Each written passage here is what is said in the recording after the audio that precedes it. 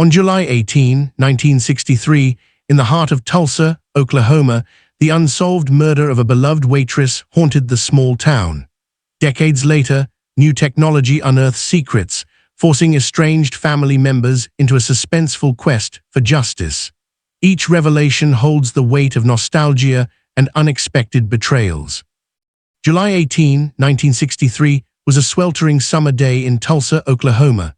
As the sun dipped below the horizon, casting golden hues onto the bustling streets, Clara was known for drawing in the local crowd at the Silver Spoon Diner. The diner, a cherished hub for classic rock and homey meals, echoed with chatter and laughter.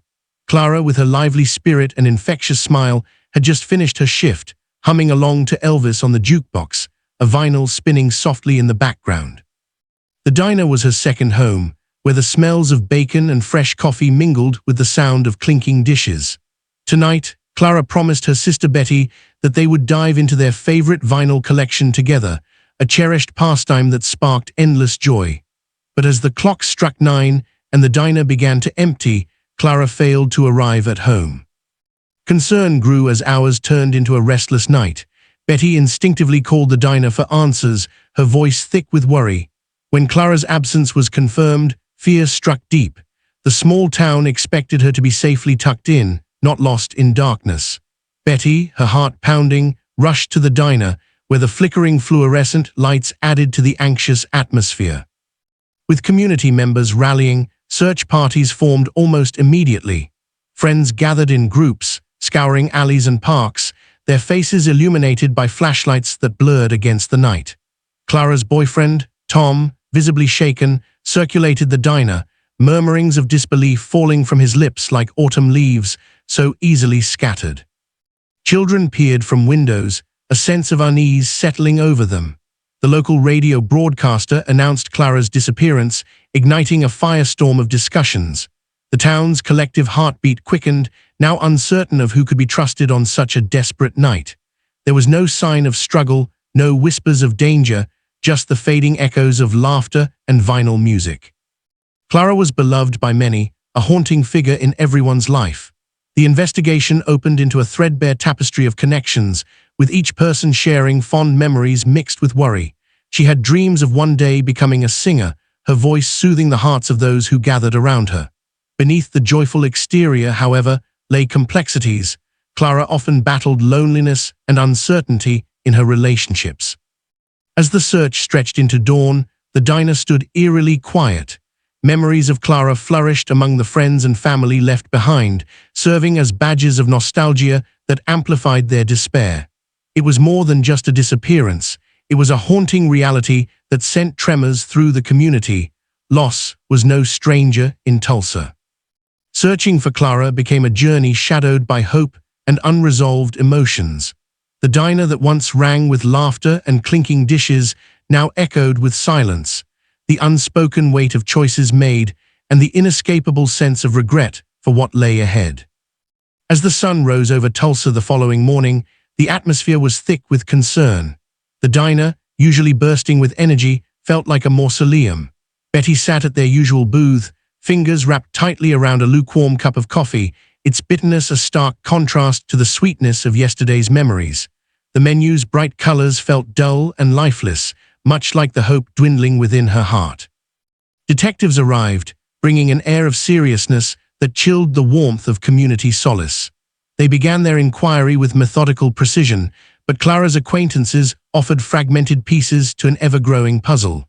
Her boyfriend, Tom, fought back tears, sharing stories of their plans, always looking toward a bright future, now overshadowed by uncertainty. Clara was everything to me. I thought we had forever, he stammered, hands trembling. The sincerity of his grief painted a painful picture, yet whispers coiled around the edges of trust. Friendly faces turned into suspicious glances, who knew more than they let on. As Betty struggled to keep herself composed, memories flooded her mind. Those vibrant summer days at the fair, the radio blasting with Elvis's crooning, and the fun they shared over vinyl records. Her nostalgia now twisted into a disquieting sense of impending loss. Detectives combed through her relationships, peeling back layers of uncertainty. Friends recounted stories, some sweet, some bitter. Clara had often confided in Betty about feeling trapped in her love for Tom, the late-night arguments, the shadows of jealousy that lurked in the corners of their romance. Family life could be so intertwined that one's struggle became another's burden. In hushed tones they spoke. Did you see her arguing with anyone? Was there someone who didn't like her? Each question spurred paranoia, tying neighbors together in an unsettling web of speculation.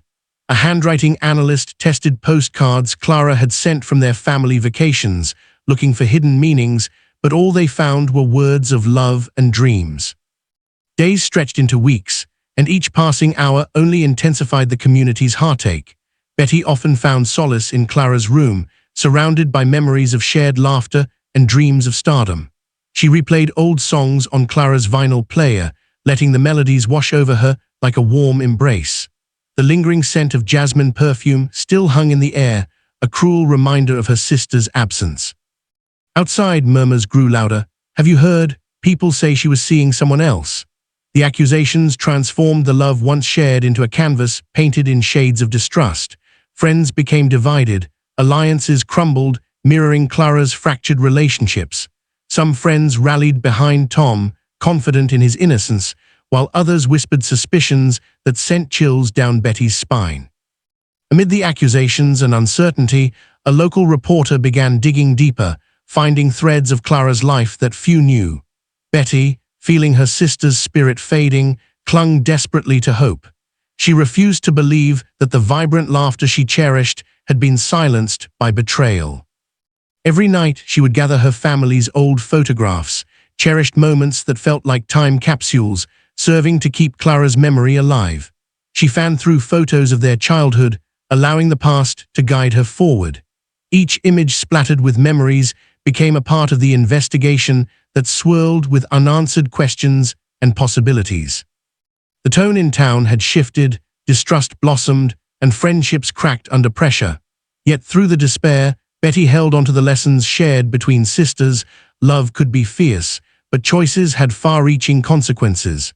As the investigation ground on, she resolved to uncover the truth, seeking redemption for Clara in a world turned chaotic. Weeks turned into months, and as the hunt for Clara faded, so did the united spirit of the community. Once bustling with hope, the town now wore a shroud of suspicion and unease. The Silver Spoon Diner, now a backdrop for whispered conversations and cautious glances, became a symbol of Clara's unresolved absence. In late September, just as the autumn leaves began to lose their vibrancy, a local newspaper published an article about the cold case. The piece was a reminder of Clara's life and a cry for justice, but it also pushed a wedge between families. Friends became rivals as alliances shifted, driven by fear and distrust. Some believed Clara's boyfriend Tom was hiding something, while others defended him fiercely, unwilling to let the rumors sour fond memories. The diner served as a refuge for Betty, yet each visit was colored by anxiety. Patrons stared at her as she entered, their eyes flickering with scrutiny. Memories of laughter turned to hurtful whispers, their camaraderie was fractured. Clara's absence had morphed into gossip, a dark stain on the town's history that overshadowed every corner. At the diner, the jukebox remained silent, collecting dust, a stark contrast to its lively past. The scent of coffee now felt suffocating, each bitter sip burrowing deeper into Betty's heart. She spent hours reviewing old photographs of better days, searching for clues that might explain what had happened. Some images brought warmth and smiles, while others left her feeling cold and alone, each memory now tinged with sadness. Tom, devastated yet defensive, roamed the streets searching for answers. He frequented the diner, where Clara once laughed with him, hiding behind memories like shields. Despite Betty's wariness, she once shared an awkward conversation with him, full of hurt and anxiety. "You loved her, didn't you, Tom?" she asked, half hoping for clarity, half desperate to regain a sense of normalcy. His eyes drooped, and he whispered, "I still do, more than you know." Through the whispers and accusations, Betty started digging into her sister's past. She discovered that Clara had kept a journal, tucked away in her nightstand. That evening, she sat on her bed, flipping through its pages. The soft rustle of paper filled the silence, and the smell of jasmine lingered in the air, wrapping around her like an old friend. Clara's words brimmed with faded hopes, dashed dreams, and love intertwined with confusion. Clara had pennied her feelings about Tom meticulously. He's my world, but sometimes he's a puzzle I can't seem to solve. Each entry painted a clearer picture, a relationship marked by passion but clouded by doubt. Clara had wrestled with her emotions, a poignant reflection of the choices that had led to her disappearance. With this newfound knowledge, Betty confronted her community. Anger bubbled to the surface as she addressed the growing discord, standing before a gathering at the diner that felt charged with anticipation. "We are tearing each other apart over whispers," she declared, voice trembling. "Clara's memory deserves better than this. We need to work together, not against one another." The crowd fell silent, and for a moment the tension softened. However, old edges of distrust remained sharp, and the divide gaping. Clara's name became an echo, lingering on the tongues of many in town, but she was more than just a cold case. They needed to remember her as a daughter, sister, and friend. As Betty stood there, she realized the lesson Clara left behind was about choices. They shaped relationships, but it was the consequences that should guide one's actions. Time continued to pass, but the pain was still present. The sense of division loomed over Tulsa, creating a burden that threatened to bury Clara's legacy under a weight of despair. Betty's heart ached for connection, but mistrust seeped through the cracks, baleful and stifling. The search for justice felt like a futile endeavor, yet within the chaos, Betty held on to hope, a flicker of light signaling that even amidst division, love could still prevail. As the cold months crept closer, whispers of Clara's case faded into the fabric of daily life, though not for Betty. She continued poring over her sister's journal and other artifacts from Clara's life, seeking some glimmer of insight. The faded photographs, dusty vinyl records, and unopened letters became her solace, a way to keep Clara's spirit alive in her heart. One quiet afternoon, while rummaging through boxes in the attic, Betty stumbled upon an unlabeled cassette tape buried beneath old newspapers. The object seemed innocuous at first, but as she held it in her hand, she felt an unsettling sense of fate. With a trembling hand, she remembered Clara's old cassette player, which still sat joyfully in the corner of her room, a relic from happier days. That evening, curiosity overpowering her hesitations, Betty carefully placed the tape in the player. As the machine whirred to life, static filled the room, followed by a muffled voice. The sound was faint at first, but as she adjusted the knobs, voices began to weave through the noise. It became all too clear. It wasn't just any recording, it was a conversation. "Clara, I didn't mean it. You have to believe me," a familiar voice pleaded. The recognition hit her like a lightning bolt. Tom's voice rang through the room, dripping with anguish. She pressed her ear closer, her heart racing. "Things got out of control, and I never wanted it to end like this." Betty felt her breath hitch as the words rambled on, revealing buried secrets. Fear coursed through her as tears spilled down her cheeks. This wasn't just a recording, it was a window to the truth, blasting open the doors of her sister's past. "Why can't you just let it go?" Clara's voice cut through the static, vibrant and frightened. Muffled words rolled on, too tangling for clarity, but the tone, the anguish, was palpable. It became apparent that an intense conflict unfolded between them, resonating deeply within the walls of the home. This newfound evidence ignited a fire within Betty. Clara's fears, her hurts, they were emotions buried beneath layers of miscommunication.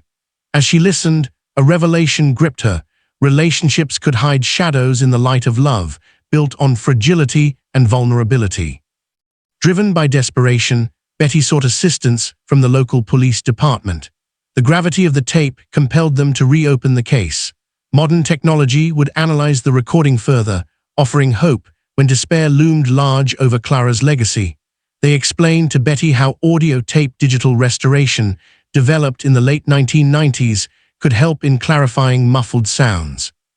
Throughout the investigation, Betty recounted her discoveries to a small circle of trusted friends, grateful for their unwavering support.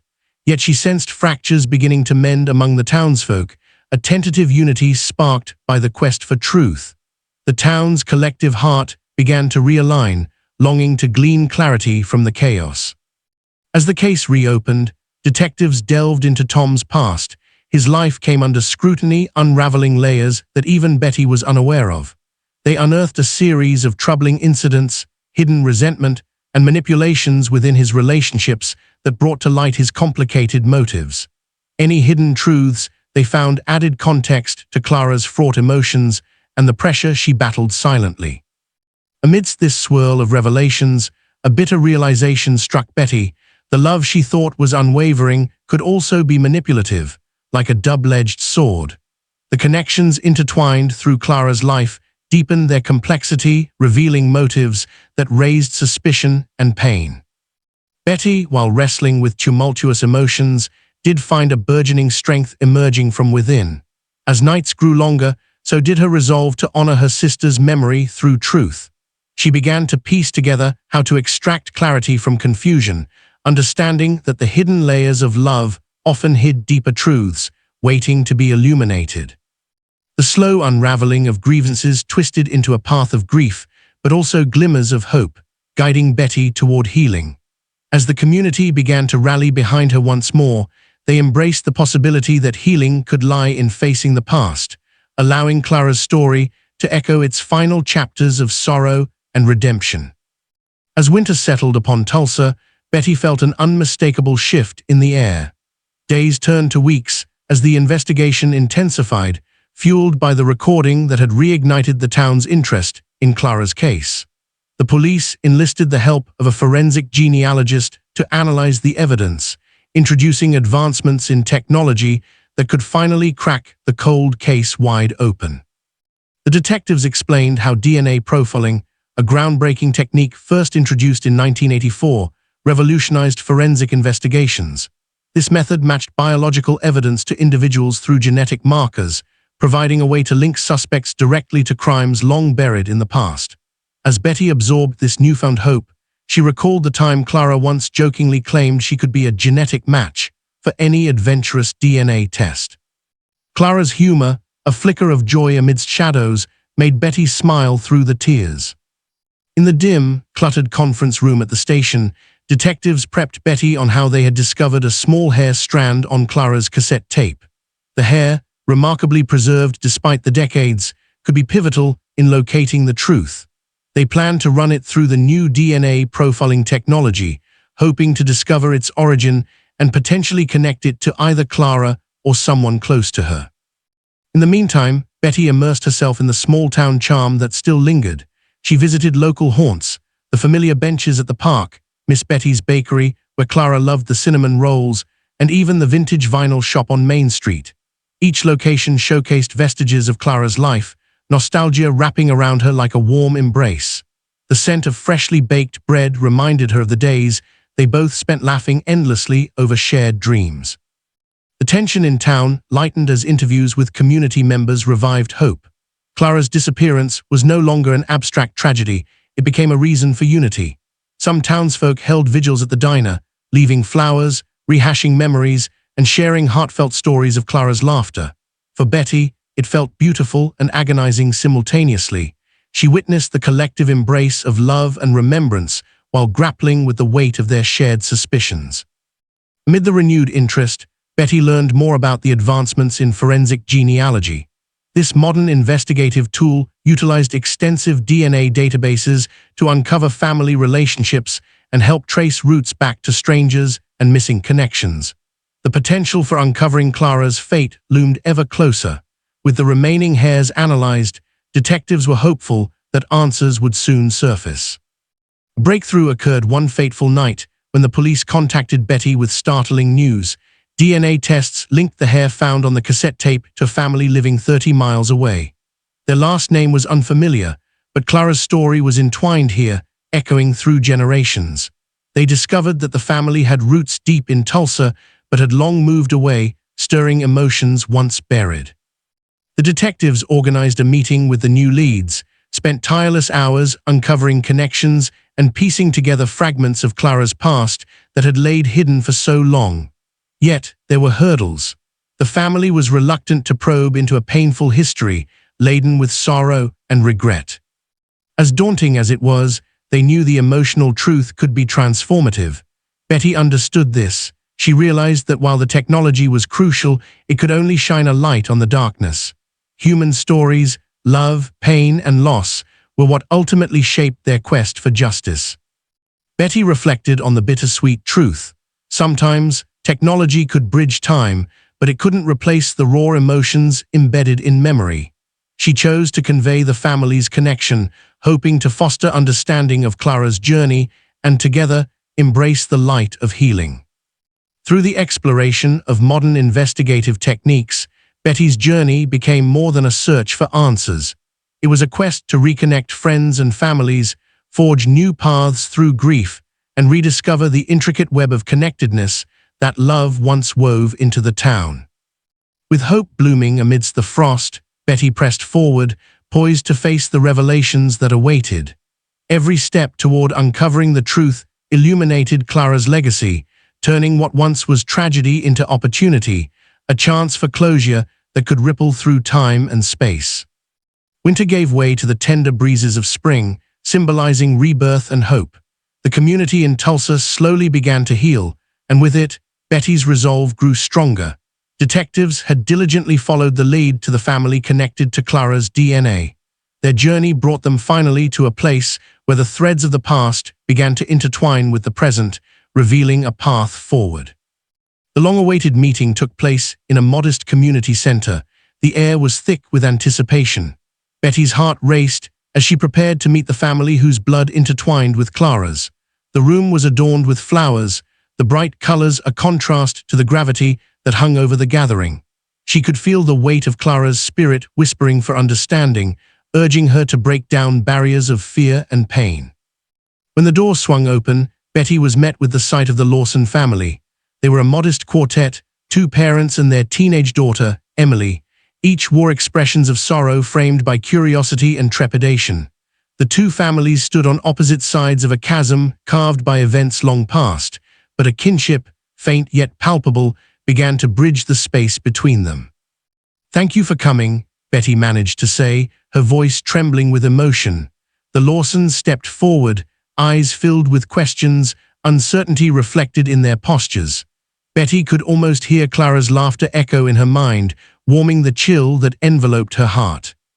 After a few hesitant exchanges, Betty learned that the Lawsons had once lived in Tulsa before relocating to escape the shadows of their past, a tumultuous history that tied them to Clara in ways she had yet to fathom.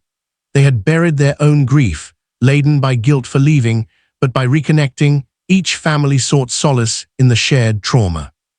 Over cups of coffee, Betty shared her memories of Clara, her laughter, her dreams, the promises made. She always believed she could rise above it all, Betty recounted, wiping tears away as her voice quivered. When she was missing, it felt like losing a part of me I could never reclaim. As the conversation flowed, Betty learned that Clara had unknowingly touched the lives of the Lawsons. They had crossed paths within their neighborhoods. Unbeknownst to either family, Clara had been a source of light for Emily during a challenging time. Emily had always admired Clara's confidence and kindness, unaware of the deep bond they shared. Awareness of the interwoven stories began to plant seeds of reconciliation. As old wounds were exposed, the shared experiences pushed aside feelings of blame and resentment. They began working together, piecing together Clara's final days. It became clear that Clara's struggle with her feelings toward Tom led her through a path filled with confusion and anxiety. She had sought comfort in unexpected places. The detectives' findings had illuminated a darker truth. Tom had connections with individuals who fell into unsavory crowds. Betty learned that Clara's struggles with him may have provoked discussions that transitioned into dangerous territory, leading to her eventual disappearance.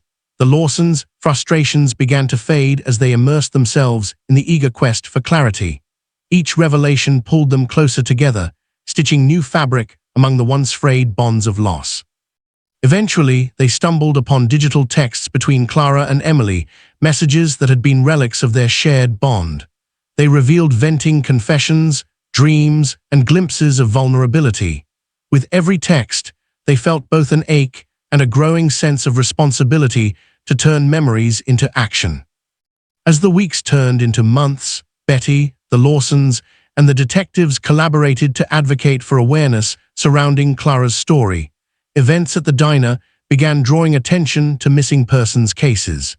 Each gathering filled the space previously shadowed by grief, illuminating Clara's laughter and legacy. At the forefront of their efforts was Emily, who took it upon herself to reach out to schoolmates, spreading awareness through speaking engagements and community discussions on mental health. Driven by Clara's spirit, she emerged as a beacon of hope, channeling pent-up emotions into meaningful dialogue. Spring blossomed into summer as the community reformed bonds, tipping the scales from despair to resilience. Clara's name lingered on the tongues of many, not just as a cautionary tale, but as a symbol of unity and understanding. Betty and the Lawsons forged a network of connection and healing, embracing one another in shared pain and love. Each moment spent together became a tribute to Clara, transforming sorrow into a legacy that would resonate across generations. Together, they planted a garden in Clara's memory at the heart of the diner, where each blossoming flower symbolized hope and healing. As they watched the buds bloom, they felt the warmth of Clara's laughter dancing in the gentle breeze, a reminder of love's resilience, intertwined in an everlasting bond. As the summer sun warmed the days and brightened the nights, a renewed energy filled the town. The garden planted in Clara's memory blossomed with vibrant colors, and the community thrived through shared stories and laughter. Together, Betty, the Lawsons, and local leaders embraced the mission to keep Clara's legacy alive, turning tragedy into hope. With every community event held at the diner, awareness spread about the importance of mental health and the complexities woven into relationships. Betty and Emily spoke openly about Clara's struggles, illuminating the notion that love can sometimes shadow darker truths. These discussions connected people, allowing them to share their own experiences and connect on a deeper level. The diner became a hive of activity, hosting workshops and discussions spearheaded by local organizations. Betty grew into her role as a guide, sharing the lessons she learned from Clara's life and emphasizing the importance of communication and understanding in relationships. Emily stood beside her, a young warrior for change, reminding everyone that vulnerability could lead to strength and healing. One afternoon, during a community picnic in the park, a significant breakthrough occurred. A journalist from a larger publication was in attendance, moved by the dedication and resilience of the townsfolk in honoring Clara's memory. After the event, they approached Betty with a proposal to feature a detailed piece on the journey, transforming Clara's story from a painful memory into a source of inspiration for others facing similar challenges. The article would spotlight the strengths of the community, showcasing how they overcame fear and division to forge a collective healing path. It would highlight Clara's legacy beyond tragedy, demonstrating how openness about mental health struggles can save lives. The day the article was published, the response was overwhelming. Letters poured in from across the country, filled with empathy and shared stories of loss and recovery. Clara's story resonated with many, becoming a symbol of hope for those navigating their own darkness. The publication revitalized the mission, sparking a nationwide conversation around support systems, mental health, and the fine line between love and betrayal. Unfortunately, as they embarked on this newfound wave of hope, the unresolved elements of Clara's disappearance still loomed large. The police returned to investigating the loose threads, re-examining Tom's involvement and seeking clarity on Clara's last days. The detectives pressed deeper, bringing in expert analysts to re-evaluate archaic evidence that might have previously gone unnoticed. Finally, clarity emerged. Tom had received threats related to a debt he accrued from a dubious association. These revelations painted a chilling picture of Clara's last moments, a desperate plea, a fight for space, followed by an ominous silence that swallowed her whole. The town grieved for Clara anew, recognizing that some stories carry shadows even in their light. The Lawsons and Betty stood strong together in this difficult time, walking hand in hand through the final stages of grief and anger. Community support rallied around them, igniting a fierce passion for justice that illuminated their path. They demanded accountability, launching initiatives to fund programs addressing relationship education, conflict resolution, and mental wellness. As summer illuminated the nights, a sense of relief surrounded Betty. She and her newfound family were finally able to part the layers of grief enveloping them. A memorial event was dedicated to Clara, culminating in a tear-filled ceremony celebrating her life, where the town gathered to share memories, pass on stories of love and courage, and ensure Clara's legacy would inspire others for generations to come. By the end of the summer, a sense of closure began sweeping through the community, a collective exhale as they embraced Clara's story not as an ending, but as a catalyst for change. Through pain, they found purpose. Through loss, they found resilience. Betty stood at the garden, flowers blooming vibrantly around her, a smile breaking through the tears. The sunlight captured the essence of new beginnings, reflecting a life well lived, and the spirit of her sister carried forth in every bloom. In the final act of love, Betty whispered, "You won't be forgotten, Clara," knowing their journey had only just begun, not just to remember Clara, but to create a world where love can coexist with truth and healing. Clara's laughter echoed in the soft breeze, transforming from haunting memories into whispers of possibility, uniting hearts in hope anew.